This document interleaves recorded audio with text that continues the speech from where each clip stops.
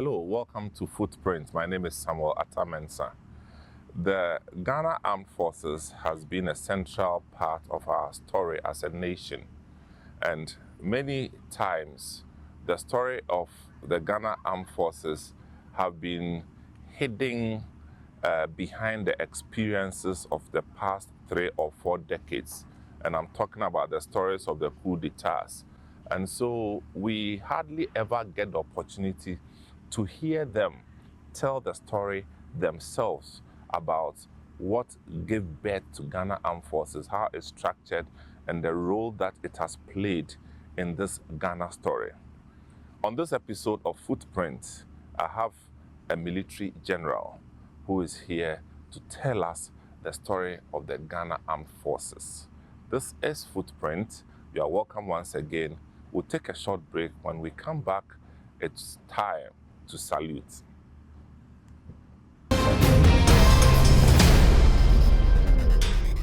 Welcome back. This is Footprint, and like I said, it's a military time. And I have Brigadier General James Hagan. I salute you, sir. Thank you very much, sir. Welcome to the program. Brigadier General, what does that mean, sir? To be a brigadier general, it means you have served in the service for at least 30 years before you are promoted a brigadier general. 30 years? 30 years. Hey! No, say that. You must have been 30 years. 30 years in service. Before you for SS former qualified. And then for a graduate, 28 years. But that's very close. That's a whole generation. That is it. It's a generation. No wonder not many people get to that point. Yes. So that suggests that you've been there for more than 30 years. I've been there for more than 30 years. How many years, if you can? If I should add military academy, that would be 33 years. 33 years? But for commission service, yeah, I'm now 31 years. 31 years. Wow. For somebody who's been 33 years in this profession, no wonder you are in a good position to tell us a story. But tell me about yourself, James Hagan. That sounds so fancy. Yes. James Hagan, as you see me sitting here, it's a fancy man from Anamabo, Nsamankow. Anamabo? Nsamankow. And I'm the chief of that town. Oh, I see. And I also double as Nifahin of Anamabo traditional area. So you wear 3 hats. A military general. For military general, Nifahin, and then that of my village. Thank you very much. Then you will never get bored. Because once you retire from the army, you are moving straight full time into that one. This is a kinship. But how have you been able to manage that? I manage for at least for every 2 weeks I go to my village. Wow. So whatever is happening there, I also have some of my elders there who feed me every morning. They give me information of what is happening in the village. That's in Nsamankow. And then you go for traditional council meeting at Anamabo. Wow. You were born there? I was born in Accra here. And then educated at Addis Ababa College. Oh, you went to Adisco? Which years? That's from 1978 to 83. Then 83 to 85. Oh, wow. So Form 1 to 6th Form. Oh, so you are full-blooded Santa Clausian. But those days, Adisco people were very dark, but you are not too dark. At least we are further than Agasco and Infantry Film School. Okay, they have heard you. Oh, that's interesting. So from Adisco, Addis Ababa College, but where did you do your primary education again? I did my primary education at Asen Praso. Okay. Asen Praso Local Authority Primary. Then part of the middle school. Then I continued at Brigadier Local Authority Methodist Middle School near Gorso. You remember the names? Yes. But these are names that don't come to you easily. What? Brigadier is on near the map? Gorso. It's a town, Ashanti town. Oh, I see. Never heard. And I like that town than even my own village. You will? Because there's few years I spent there, I felt like I was a native from that time. Wow. Very, very nice people. Wow. Akrodier. Akrodier. We'll look for the Akrodier very soon. In from the Gosu area. It's 15 kilometers away. Towards where? If you go straight, it sends you to Imem. Then you go west. You go about 5 kilometers. Then Akrodier Road is to the right, and Kukum Road is to the left. Oh, okay. You take the right one, 12 kilometers to Akrodier. That's a military man talking. You see what precision is about. 5 kilometers, 12 kilometers. An ordinary Ghanaian man, go straight. You see a pole. When you see the pole, ask a certain man standing there whether the man is standing there. What is that? Okay, and then, so at this school? From Adisco, I went to University of Ghana. Oh, good. So you went to Adisco, you left Adisco which year again? I left Adisco 85. 85. As a sixth former. Sixth form. Do you remember some of your Adisco mates who are in public life that we should know? I can mention their names, but one is Dr. Obokan, Electricity Company of Ghana. Oh, okay. He's one of my mates. We're in the same classroom. Oh, okay. Majority of them are outside the country. Outside the country. They also ran away. They couldn't tarry. So this is... my senior is Kennedy in Japan. Oh, Kennedy was your senior? Yes, sir. Oh, okay. And Katie Hammond. Katie Hammond. Tahiru. He came for sixth form, right? He came for sixth form. Yeah. And MP for Adansi Asuka. Thank you very much. He was my table head. Katie Hammond, table head. So they control the food before the food will be served. You can't joke on the table. Thank you very much. Nobody from outside can come and misbehave on our table. Katie will cane you. You remember the school he came from, or you don't remember that? He came from T.I. Ahmadiyya, Kumasi. Is it Kumasi or his hometown? T.I. But it was T.I. Ahmadiyya. Yeah, I think his hometown, Ahmadiyya. Gumwapoten or where? Yeah, in Isacho, that area. Yeah, that's what I know. But, okay. Yeah. Okay. Because I think he comes from there as well. Oh, okay. Yeah. Anyway, so leaving Adisco, going to University of Ghana, at which point did you decide to go into the army? After graduation in 1989, I did 1 year national service. Where did you do your service? At Doma Abu, near Doma Hinkro. You are brave. You at that time you could go to Doma Hinkro. Doma Abu. Abu, not even Doma Hinkro, which we all know. That was they were then establishing a secondary school there for the first time. So I was among the first tutors who went there. Lovely. And what were you teaching? I was teaching geography and history. Great. So how did you make that decision to go into the Ghana Army or Ghana Armed Forces? It was from infancy. You had always wanted to be? Always in class 1. So at this school you were in the cadets? Yes. Who else was in the cadets? Oh, I have my CSM Hammond. Unfortunately, he's late. Passed. Okay. And then CSM Agri. And then CSM Asan. All right. A whole lot. These are all fancy guys. They are. Hammond was from Sopon. Very close to me. Okay. Nice. Okay, so your entry into the Ghana Army, which year was this? It was in 1990. 1990. 90, the intake. You call it intake, right? Intake 32. Wow. So this is the after post-university, so it will be the officer's course, right? Yes.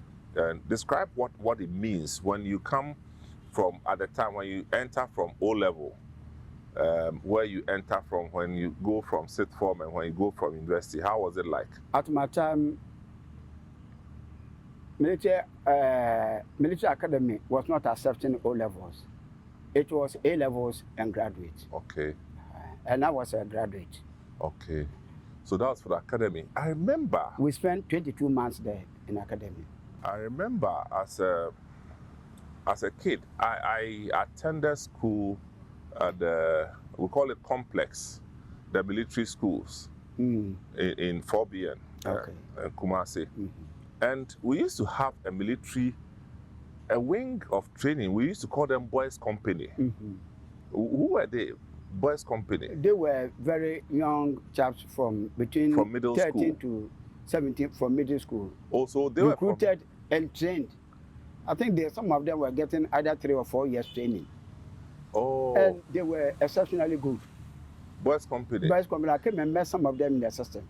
I wanted to be one of them. And they could compete with officers. Thank you. And sometimes they beat some of the officers. Wow.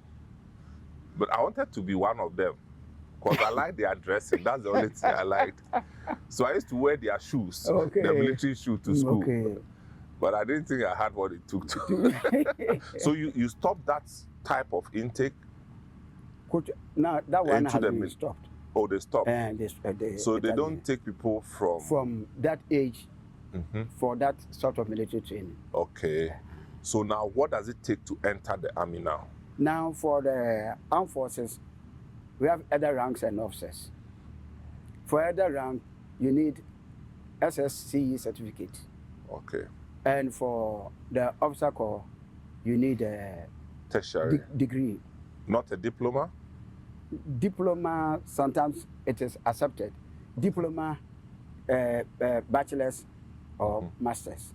Okay. If you can come with even a PhD, we shall gladly accept you. So people come in with PhDs? No.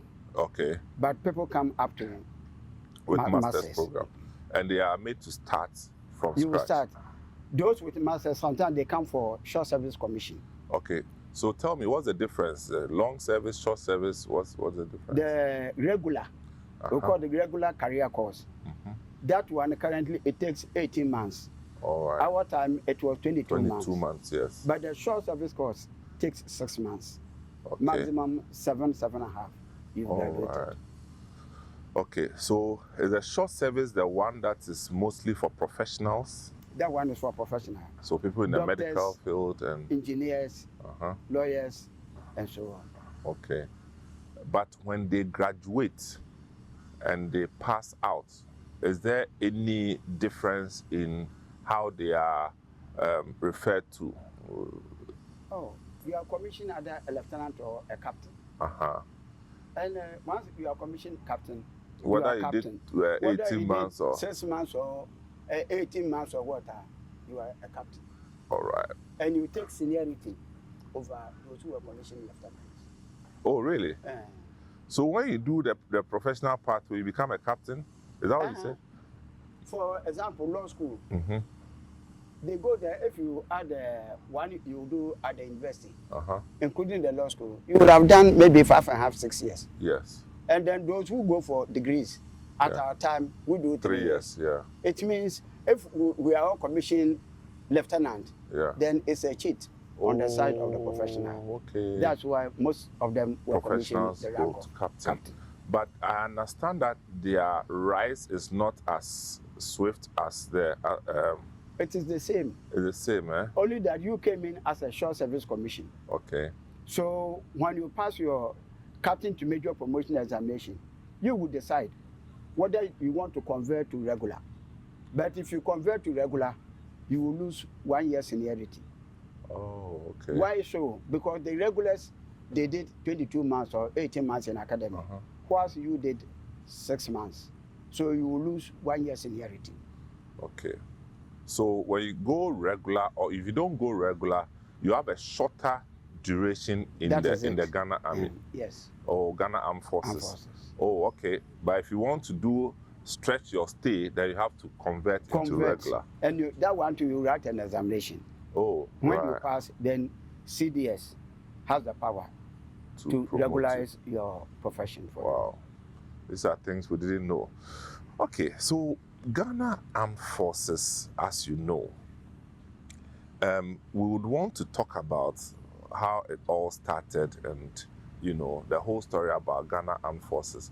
But given that you have, you yourself, you've experienced it and lived it, what is it that makes Ghana Armed Forces, if you like, a preferable choice for these peacekeeping things across the globe? It is professionalism. But you've been on peacekeeping missions yourself? So many times myself. Where I've been commanding officer. Oh, at that level? See Gamba 12, Cote d'Ivoire. When was that? Oh, that was in 2009, 2010. Uh-huh. Then I was commanding officer, United Nations mission in Liberia, 2013. 2012, 2013. This is Unimil, right? Unmil. Unmil. Mm-hmm. But which one? There was something called Unimil too. No, we have Unmil. We have UNAMSIL. UNAMSIL, yes. UNAMSIL is Sierra Leone, yes. Then you have UNOSI. UNOSI. That is Cote d'Ivoire. Wow. So yours is UNMSIL. Unmil. Unmil. Okay. And then UNOSI. Mm-hmm. I was commanding officer. Wow. How was that? It is very nice. Really? You get to know soldiers' character better in mission areas than here. But they are nice people. They are. But they like to blow time. Soldiers? Yes. Peacekeeping mission areas? Yes, please. No. Really? They don't do that. Oh. There was a day, it was an Independence Day in Cote d'Ivoire. Ghana's Independence Day, 6th March. That day I said nobody should be at the gate. The gate is open. Those of you who want to go to town, go. It is permission granted by me. You can go, but don't go and cause trouble. Uh-huh. If you cause trouble, I will open the book for you. I opened the gates down and nobody went out. Oh, really? Maybe you didn't see because of your rank. No. Because anytime we have DEBA, I talk to them on the need to save money to go and better the life of the people. Then I'll report them. The ones I saw UNAMSIL in Sierra Leone. Sierra Leone? Yes. I was there myself. They were blowing time. They were blowing time. And UNAMSIL? Yes. Oh, the Gamba I went to, UNAMSIL Gamba 4. Which year is this? That was 2001. 2001, 2002. No, I was there. And my CEO was Lieutenant Colonel Ayamdo. Yes. I was there. I was there at the same time, and they used to go to the club there, the club. But we were stationed at Kanema. Oh, we were not you in Freetown. We were not in Canada. Not in Freetown. In Freetown. But the Freetown boys, Charlie, weekends, they know they lose their. Maybe that may be other Gamba, other nation personnel. Okay. But for our men, you need to be loyal to your command officer and be professional. Okay. Because we were there as the ambassadors of the Republic of Ghana. Because it stands without saying that Ghana has conducted itself very well at that level. Yes. And you are mentioned everywhere, you know. So your experience in Sierra Leone, the experience in La Côte d'Ivoire, what do you have any differences? Sierra Leone, because they speak English, and Liberia too, they speak English. Yeah. But I preferred Sierra Leone to Liberia. Sierra Leoneans, they were taking me to their cocoa farms. Yeah, because they love Ghana. They love Ghana. And as if I was from that country. They play Ghana music. The music and everything. So I enjoyed a lot in Sierra Leone. You know that Liberians are more American. They like the American culture. And over there too, they were giving me local dishes. Their local dishes? They were sending snails and then bushmeat to us. The Liberia place? No, the Sierra Leoneans. Oh yeah, you eat it. You eat it. They even have their own type of contomere. They eat cassava leaves. Yes, that's it. That's it. Great. So we will take a short break. I am with Brigadier General James Hagan, who is going to tell us a lot more about the Ghana Armed Forces. We'll take this break. When we come back, we'll start with the story of Ghana Armed Forces, what led to the formation or necessitated the formation of the Ghana Armed Forces, and then walk us through up until today. This is Footprint. My name is Samuel Atamens. I will be right back.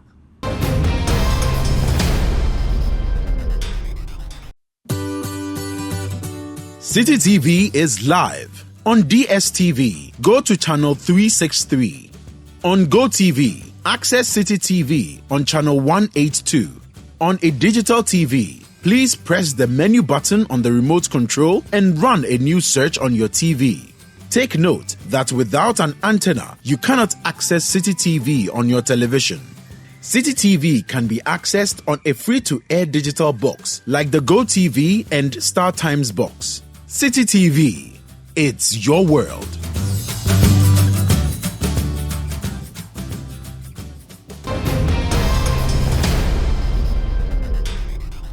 Welcome back. This is Footprint, and my guest today is Brigadier General James Hagan, and he's a general in the Ghana Armed Forces, and he's also a chief from the Central Region. So you see how you can combine the two, but no doubt with a person with this track record in the Army, no doubt that his leadership skills will really come to the fore as a chief, So we will allow him to tell us the story properly.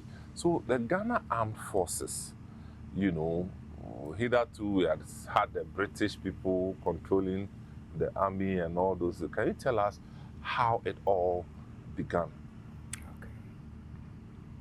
Okay. For my viewers to understand the formation of the Ghana Armed Forces, we have to go back a little bit and look at what was happening at the Gold Coast.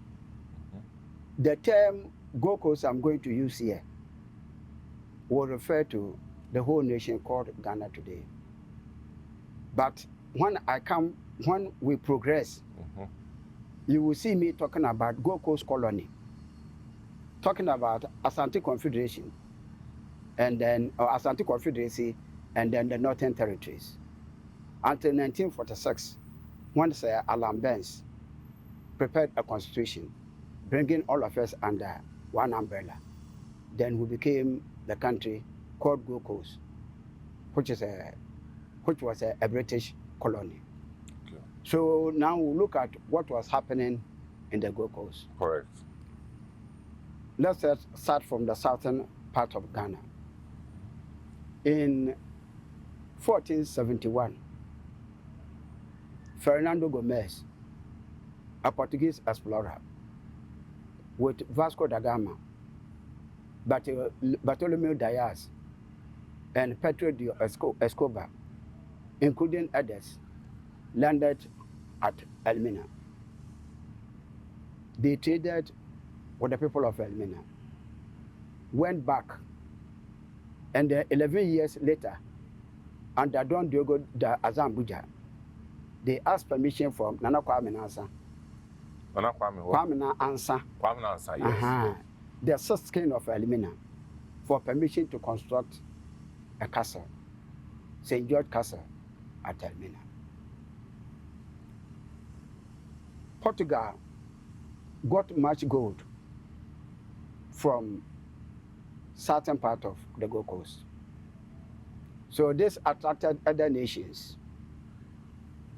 like the British, who came under Captain Wyndham in 1533. And then we have also the Dutch coming in. Then the Danes from Denmark came in. Then the Swedes from Sweden also came in, including the Brandenburgers from Germany. And these European nations established forts and castles along the coast. And their main purpose for the trade initially was gold, until the slave trade came in. When Gonçalves, that Portuguese explorer, decided to send 10 Africans to Portugal to be trained as slaves. As what? As priests.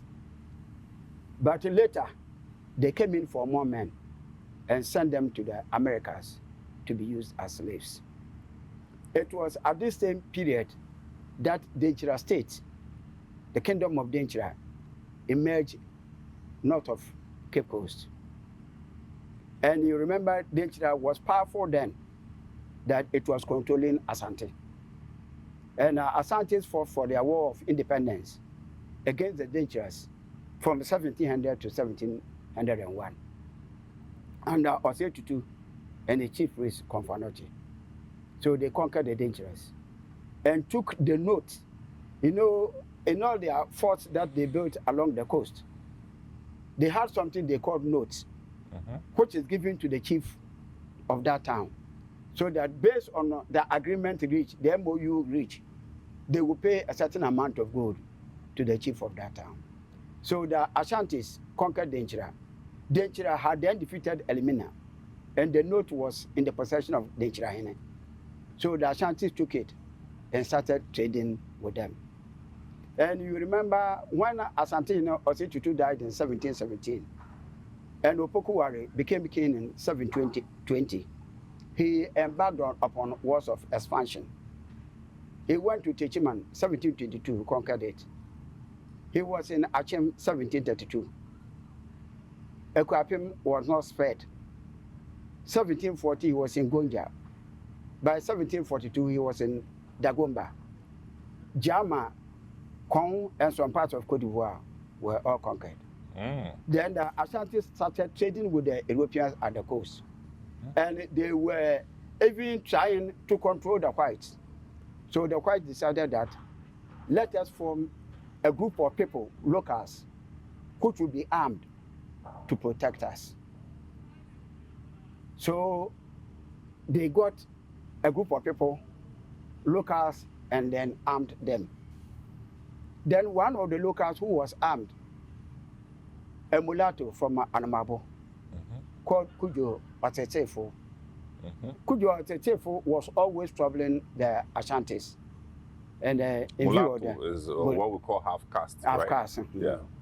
So Kujo Otetefo was always this. So the half caste was called Kujo Otetefo. A half caste called Kujo Otetefo. No, who was virtually, I would say, a policeman. Okay. Who was always troubling Asante traders.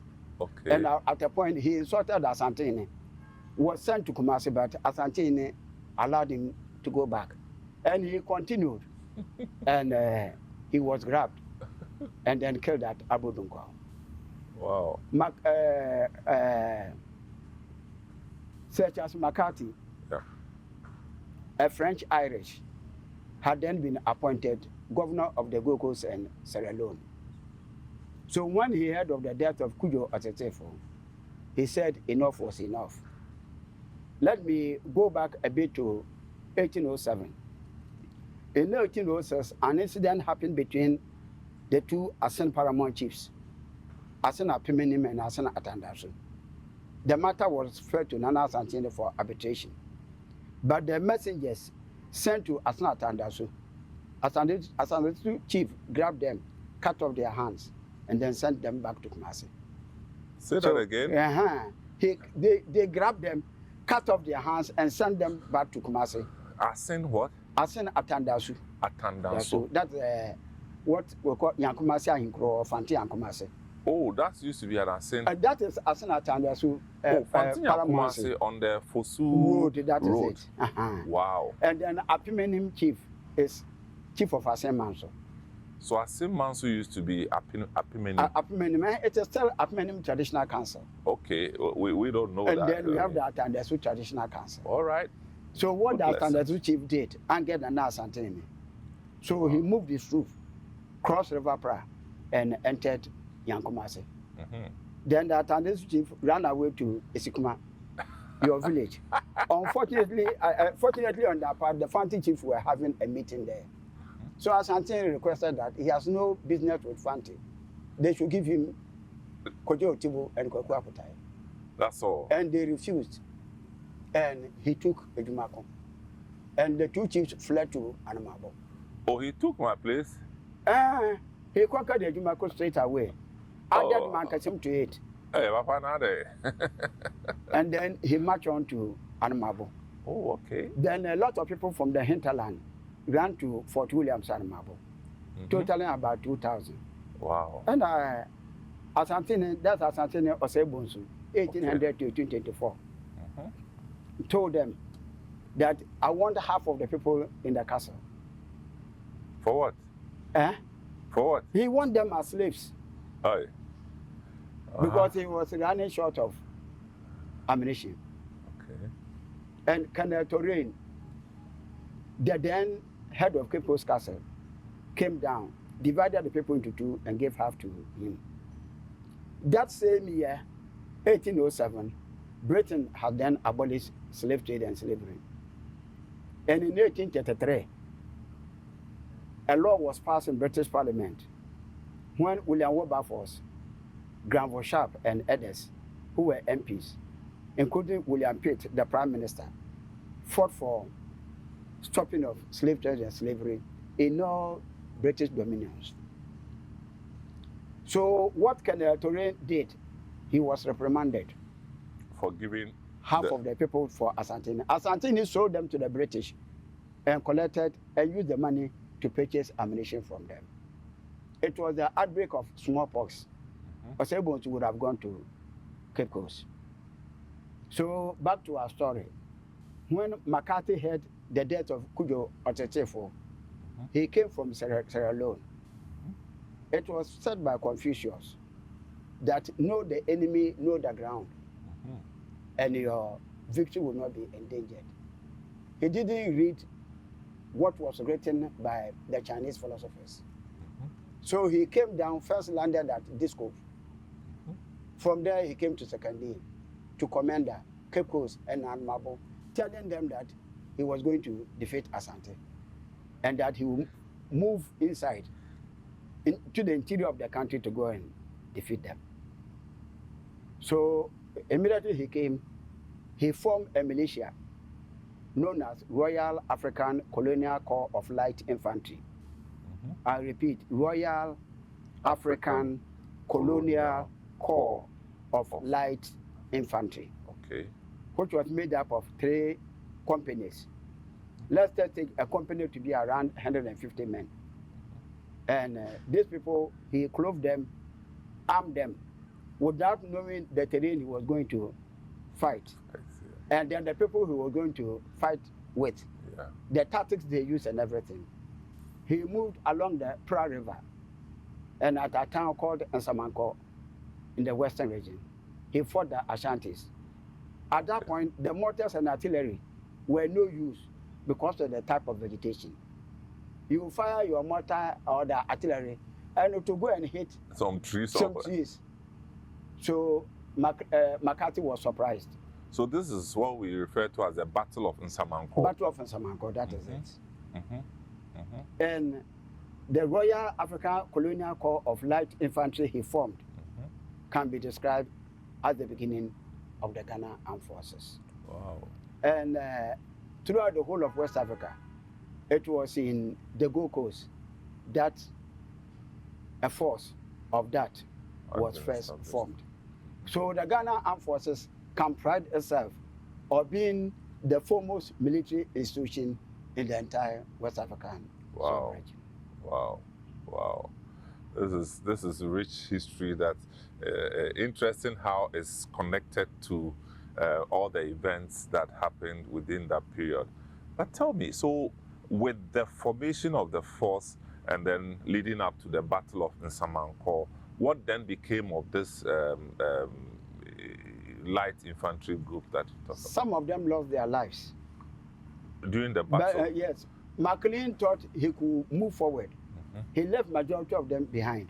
So when they heard of the governor of the British possessions in the Gold Coast deaths, most of them withdrew. Okay.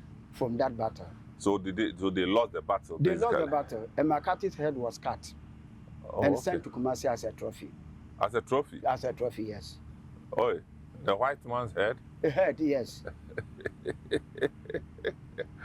Oh, I see. So then, after that, what happened? After that, this was a defeat to the British. It pained them a lot that somebody like Charles McCarthy should lose his life. And if you read British history, he is one of the least recognized British generals in battle. Why is that? Because he allowed to them uncivilized natives who are cannibals or who practice human sacrifice to kill him. That's and how it was a big blow to them.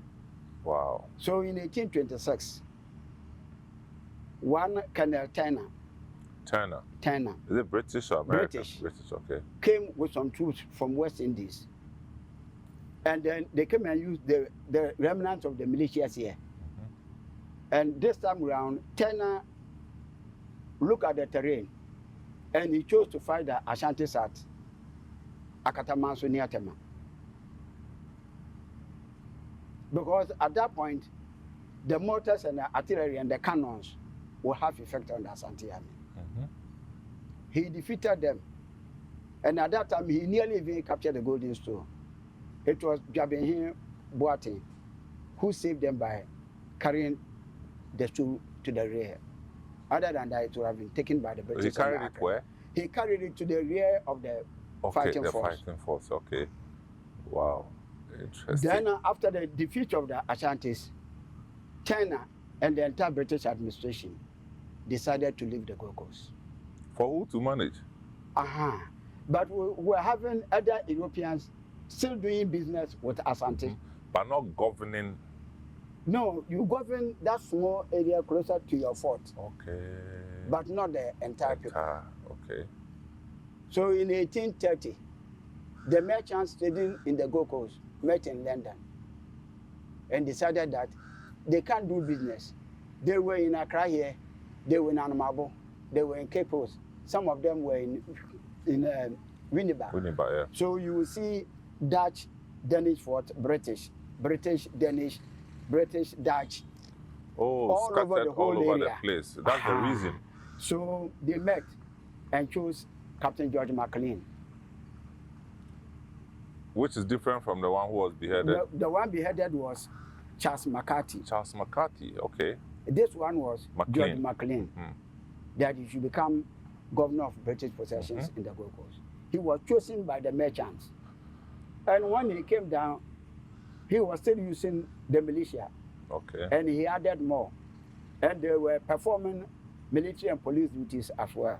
All right. And he extended the dominion from the forts to include whole towns like Cape Coast and Mabo. All of them came under the British administration. Right. At a point in time, the chief of the Nchira's sister died.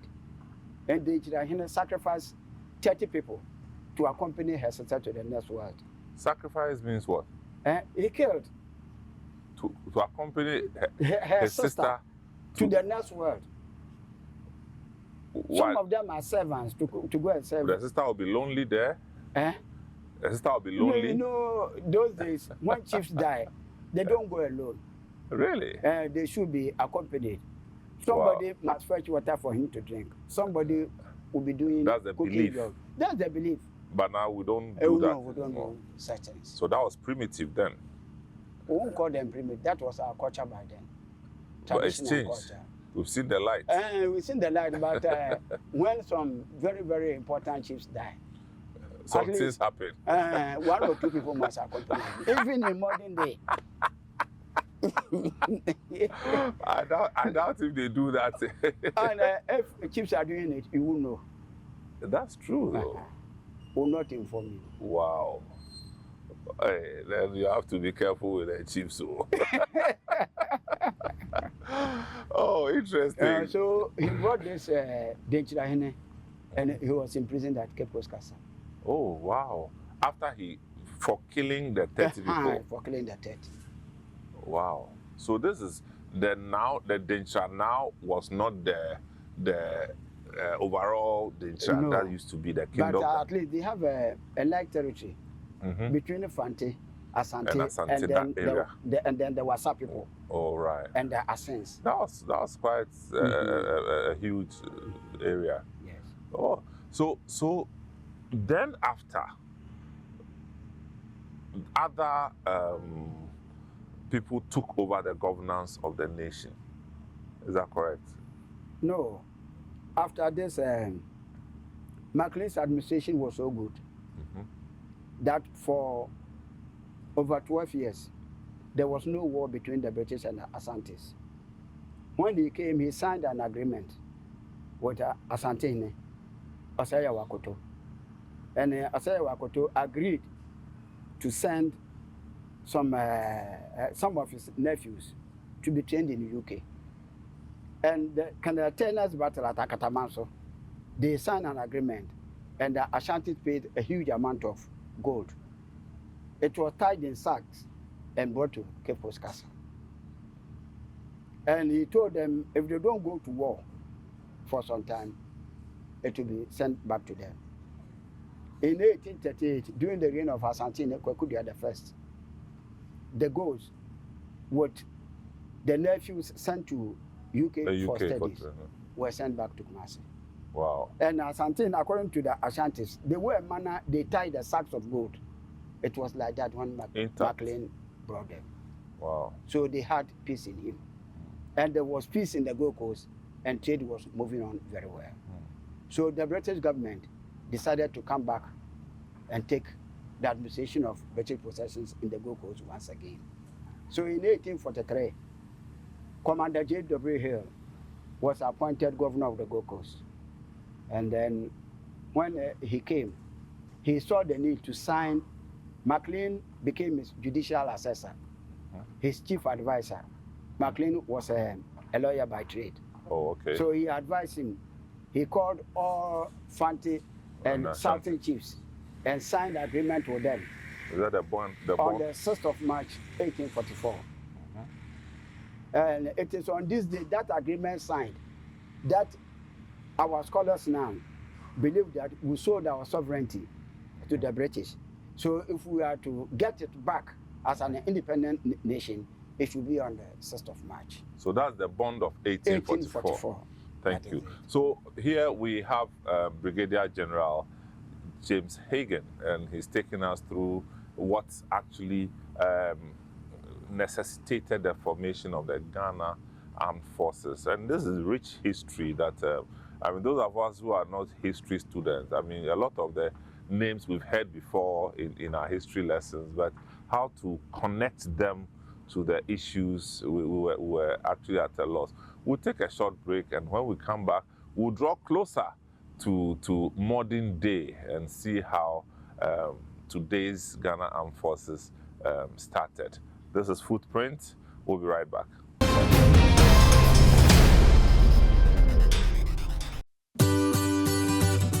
Citi TV is live on DSTV. Go to channel 363. On GoTV, access Citi TV on channel 182.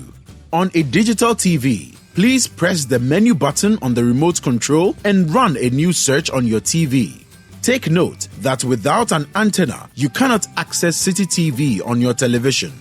Citi TV can be accessed on a free-to-air digital box like the GoTV and StarTimes box. Citi TV, it's your world.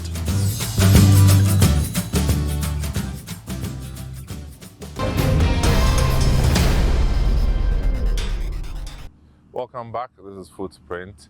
I have Brigadier General James Hagan here with me, and very interesting story about the formation of the Ghana Army, and he takes us back, and this is rich history that a lot of you watching or listening would have missed, but we thank God for his life, and people like this who always live to tell us the story.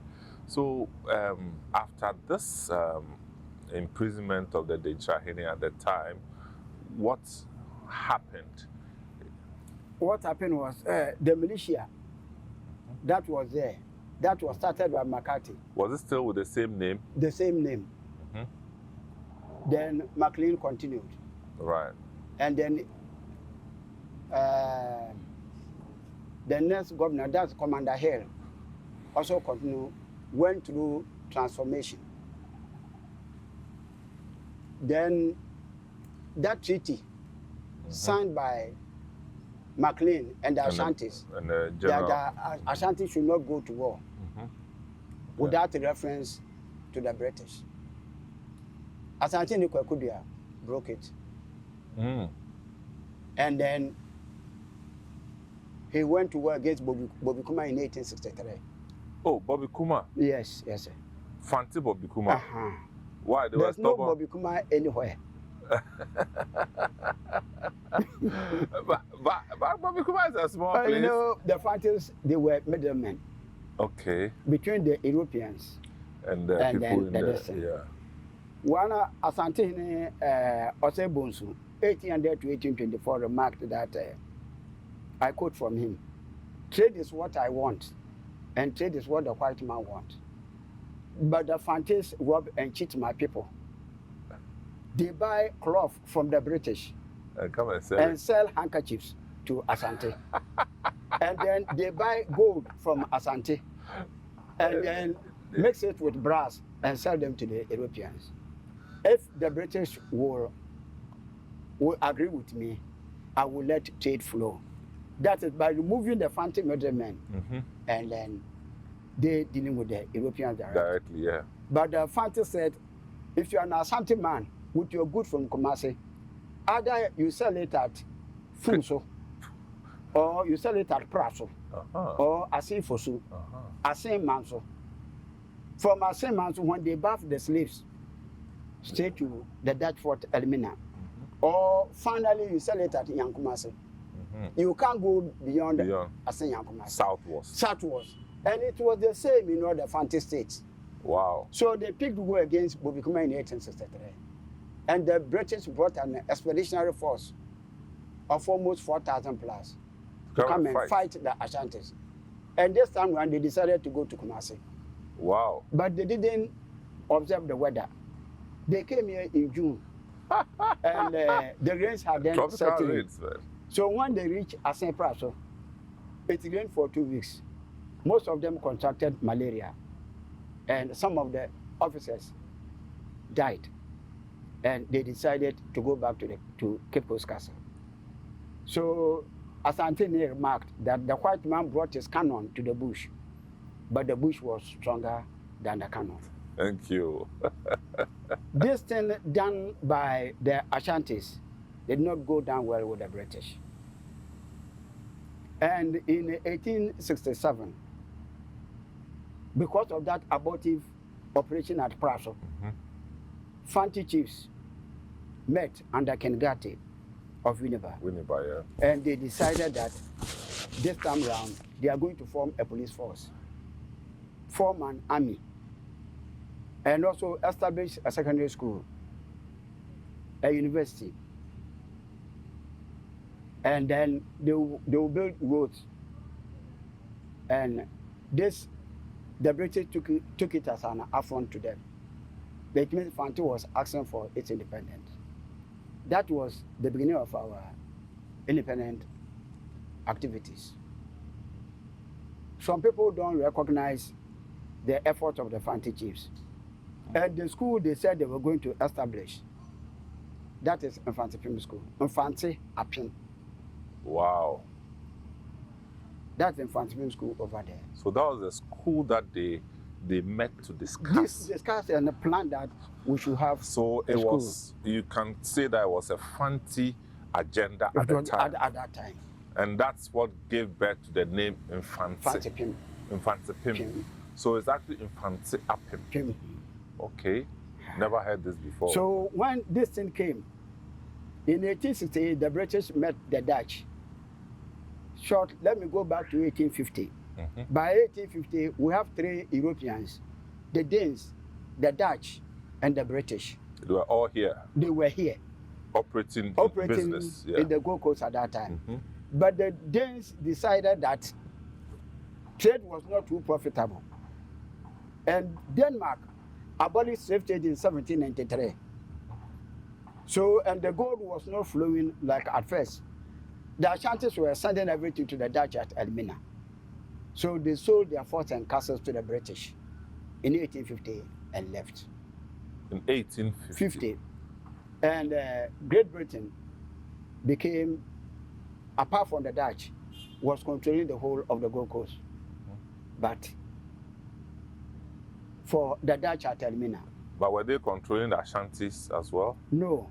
Okay. I'm talking about the southern part of the Gold Coast. Then they met in 1868, the British and the Dutch, and decided that they were going to choose River Surowi River what? Srowi. Srowi. Where is After that? Cape Coast Castle, you are going to Elimina. You see a stream. Oh, that's one. You see a stream. That joins the sea. Where they built, what do I call it? Sea defense. Yeah. They chose that stream. And instead of pronouncing Srowi, they were pronouncing it River Sweet. River what? Sweet. You Of know, course. British are like Ashantis. Yeah. Ashantis cannot pronounce any name very well. Once the name is not an Ashanti name, the British are also like that. They say I'm gonna go. I don't even understand this. You can correct them 1,000 times. No. They say I'm gonna go. So the British called it River Sweet. And then they decided that all Dutch forts to the east of River Sweet should come under British administration, headquartered at Cape Coast Castle. And then all British forts to the west of River Sweet will come under the Dutch, headquartered at Elmina Castle. Oh, still Elmina, okay. Then the Fanti chiefs met and said that if it is so, it means Fanti country had been divided into two. Yeah. Because Fanti country, it goes up to the River Pra. So they started picking up fights. Commander people started fighting the Dutch.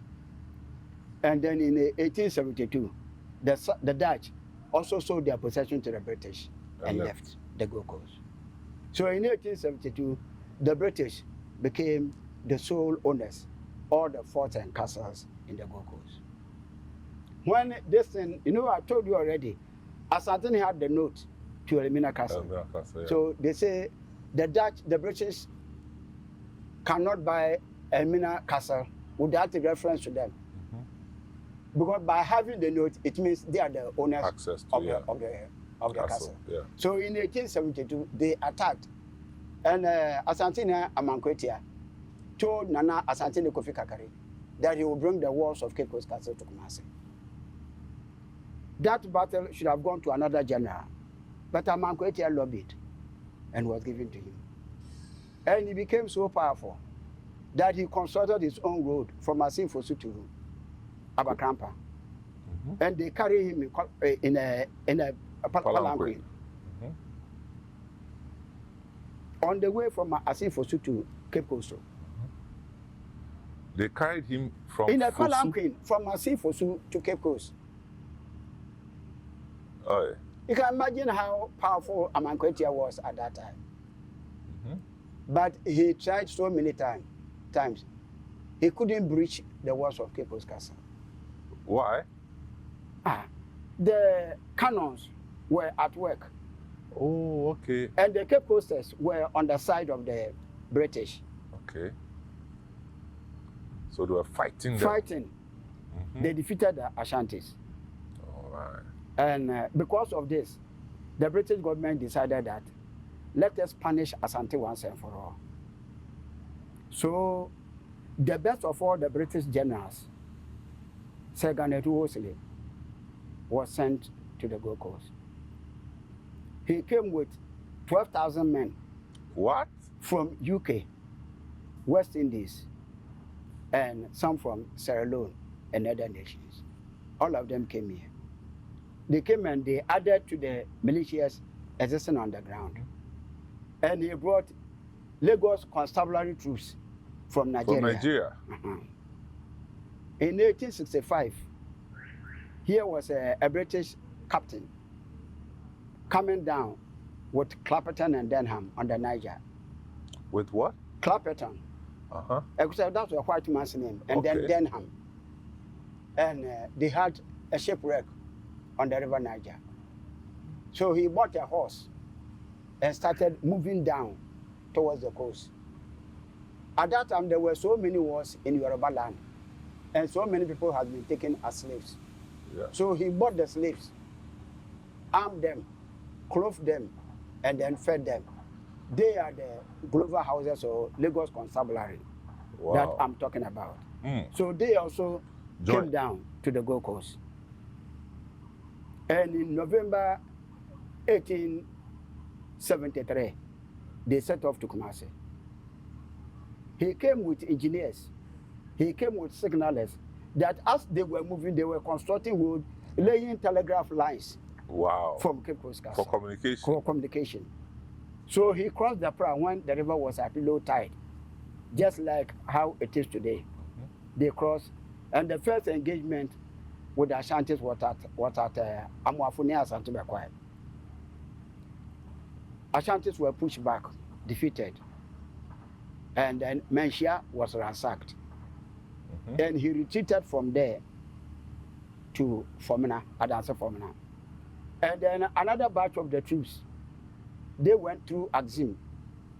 And then when they reached the parallel of Kumasi, they moved eastwards. Eastwards, yeah. And then they also came in and added more casualties to the Ashantis. Then the Glover houses, they operated along the Volta River. Oy. When they reached the parallel of Kumasi, they also moved west. And they too came and did their own thing. So the Ashantis were forced to come and sign the Treaty of Fomena 1874. And they agreed to pay 50,000 ounces of gold. And that Ashanti will not go to war without informing the British. And that slave trade should be abolished. Slavery cannot go on. And then pioneering, let's say I'm owing you money. I can't pay, so I send my child to come and stay with you. Yeah. That one too was also that was also abolished. Because we had some pawn slaves in the process. Wow. And then all the tributary states under Asante were to be including Achim, Ekwapim, Techiman, part of Accra, Denchira. Which part of Accra would this be? Part of Accra. Yeah. Were under the Ashantis. Like and where? Then, you remember like where? Like this, what do I call it? Jamestown, Labade areas. They all had their independence from Ashanti 1873 campaign. Ghana to Osile. Wow. Including the Waspasa were also liberated. The Asen and Adanse were also liberated. But the Adanses, they decided that they were then part of the Asante Kingdom. Thank you very much, Brigadier General James Hagan. The story is so sweet, I don't even know what to do, but unfortunately we have to end this episode here.